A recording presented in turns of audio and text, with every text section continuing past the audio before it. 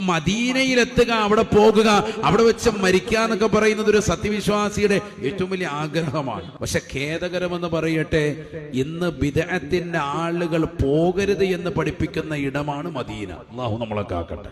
ഒരു പരസ്യമായി പ്രസംഗിക്കാൻ, ഹജ്ജിന്റെ ക്ലാസുകളിൽ വരെ പറയാൻ, ഹജ്ജിൽ പെട്ടതല്ല, മക്കത്ത് മാത്രം കൊണ്ട് ചുരുക്കിയാൽ മതി, മദീനയിൽ പോകണ്ട.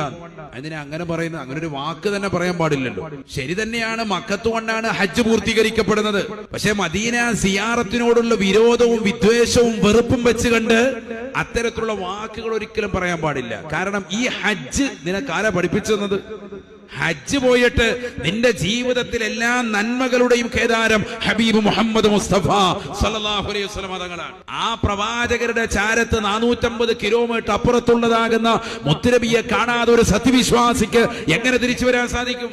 അങ്ങനെ പോകരുത്, അതിന് വലിയ പുണ്യമില്ല എന്ന് പഠിപ്പിക്കുന്നതായ ആളുകൾ ഈ സമൂഹത്തിൽ നിന്ന് വർദ്ധിച്ചു വരികയാണ്. നബിന റസൂലുള്ളാഹി സ്വല്ലല്ലാഹു അലൈഹി വസല്ലം തങ്ങൾ പറയുകയാണ്, മൻ ഹജ്ജ ഫലം യസുർനി ഫഖദ് ജഫാനി.